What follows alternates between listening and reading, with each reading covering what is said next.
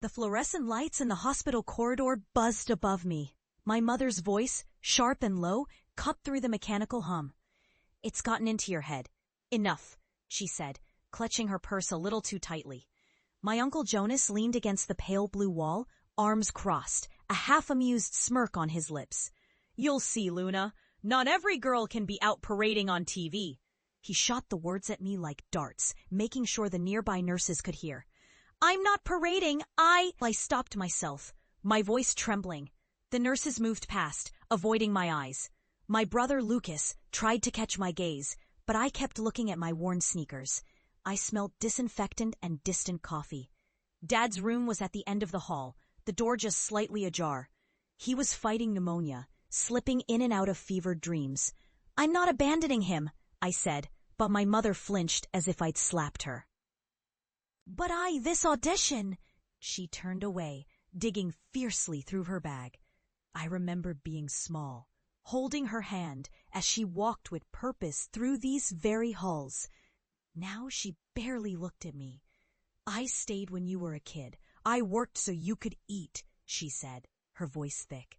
"Now you want to what? Become someone people laugh at." I felt the sting, my cheeks burning, every word heavy in the charged air. I tried to explain about the studio in Barra, how they'd finally invited me, but all three of them had tuned me out. Jonas laughed, a sharp bark. "Luna, there are thousands like you. You'll crawl back. You'll see."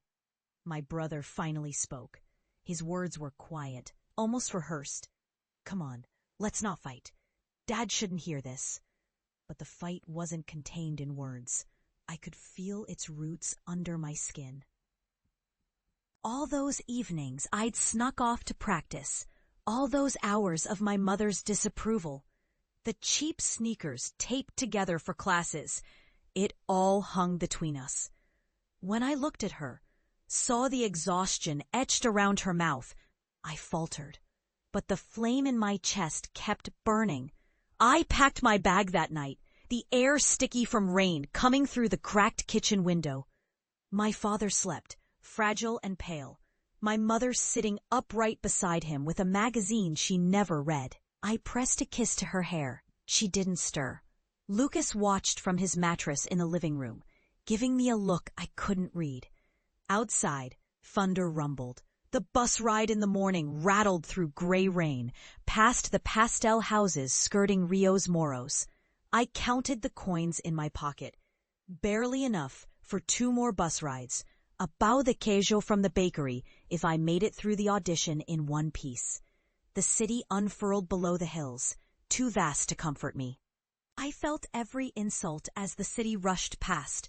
Ridiculous, selfish, fantasy. Those words wouldn't leave my head. That first year in Barra was a mosaic of hunger, humiliation, small victories. I slept on a sweaty foam mattress in Leandra's flat above his parents' hardware shop.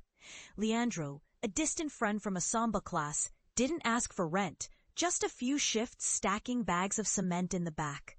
I ate rice and beans, sometimes only bread. I washed costumes for the studio, picking sequins off the vinyl floors. On stage, at least, I transformed. My feet bruised, my arms ached, but when the lights hit, the world fell away. I found something ferocious in me. Each pirouette, leap, and samba step was both a prayer and a rebellion. Still, the voice of my mother chased me. People will laugh. And sometimes, after auditions where I was cut for my country feet or my hair too curly, I believed her. I missed home. I missed Dad's slow, mischievous smile, missed Lucas's bad jokes, even Jonas's crude radio drifting down the hallway. The pain was a cold knot in my stomach. My body became my resume. When the big companies posted open calls, I went, heart pounding against my ribs. I danced in battered shoes, learned to tape my toes so they wouldn't bleed during turns. The teachers barely glanced at me sometimes. Years slipped by, days blending with nights. I learned resilience in Rio's unrelenting sun, in the haze of outdoor rehearsals on ruined basketball. We just started rehearsing for a new fusion piece contemporary, but they wanted roots in samba. The company director, Camila Souza, pale and imperious, was watching every detail. I was exhausted, running on adrenaline from a part-time job cleaning apartments. But when the drums echoed through the speakers, my body moved before my mind caught up. I heard my father's laughter from long ago. I remembered the rhythm of the beaches back in the North Zone, the street blocko bands threading through the alleys at Carnival. I let all the ache in my bones, all the contempt and ridicule, become power. I danced the story of myself, of my mother's broken hope, of daughters running and returning. Afterwards, Camila called me aside. Her voice was soft but certain. "Where did you train? Who taught you samba like that?" I managed to reply, breathless, "My neighborhood, my family." I left out the shame. I spoke only of the music. She nodded. Lips curling up. Dance leads us home, even when we run from it. From then, rehearsals transformed. Camila asked me to choreograph a section, to bring what she called the raw edge of Rio's street samba into the show. I spent nights shaping steps, not the sweet, polished movements from television routines, but the tangle of real footwork, barefoot and wild. The ache in my heart found a rhythm and flew from my feet. After our opening night, the reviews called me the pulse of the city. I saw my name in a newspaper's art section, crumpled and greasy from the bakery counter. Suddenly, other companies called. Invitations from Sao Paulo, then further Buenos Aires, Paris. I choreographed, taught, performed for faces that didn't know my story. The applause no longer felt like luck, but like vindication. I sent my family money. My mother thanked me in short, factual messages. Received, "Your father is stronger after the new medication." Lucas called sometimes, but never during rehearsals. My uncle Jonas never called at all. In truth, I lied to myself. I didn't go home, not for 2 years.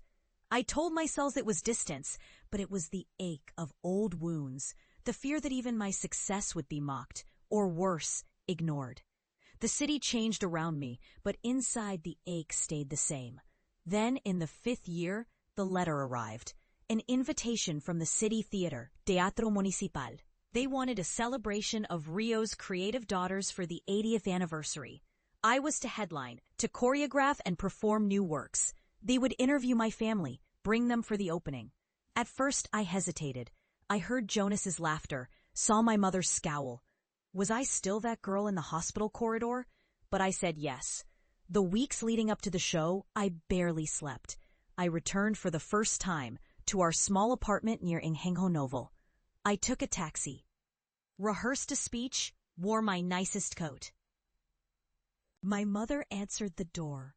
The lines around her eyes were deeper, but something in her mouth softened when she saw me. She stood silent for a second, taking in the cut of my jaw, the limber way I carried myself. "I got your letter," she said. Inside, Dad was in his chair by the window, blanket over his knees. Lucas, taller now, hovered at the fridge. Jonas, grayer and stooped, glowered from the sofa. No one mentioned dancing. No one mentioned the past. I tried to tell them about the show. I tried to say, "You'll see, just wait, I did it." Jonas only shook his head, snorting, "You won a lottery, that's all."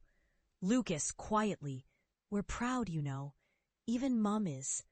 My mother stayed silent, her fingers kneading her skirt. The day of the premiere, the city was awash in sunlight, dazzling and ruthless. Outside the municipal, banners flew with my name, Luna Soares, O Corpo da Cidade. I felt my legs shake. Cameras flashed as I slipped backstage. My family came in late, guided to the best seats by the festival staff. Backstage, I could smell the old velvet curtains, thick with age. The other dancers painted on their makeup, humming nervously. I watched my hands shake as I tied my shoes. A stage manager came running, a polite panic in his eyes. Is your family here? TV will film them as you take the bow. My heart hammered. I wanted them to see, but I feared the look on my mother's face most of all. The theater filled. The lights lowered. The opening sequence was all pulse and shadows. My choreography, fusing ballet and samba. The city's drumbeats threaded through classical strings. I moved through it as if in a dream. Muscles burning, memories flaring, hospital corridors, breadlines, the wash of rain on cracked sidewalks. After the final crescendo, the lights snapped up. Applause thundered. I bowed, chest heaving, sweat stinging my eyes. I heard my name being chanted, foreign and electric. Luna! Luna! Luna! In that roar, old wounds salved just a little. From the wings, I saw my mother. The TV camera panned to her, to Dad blinking in his chair, Lucas smiling sheepishly, even Jonas frozen in disbelief. They were invited on stage for photos. I stood, arms open, heart pounding, as Mother approached.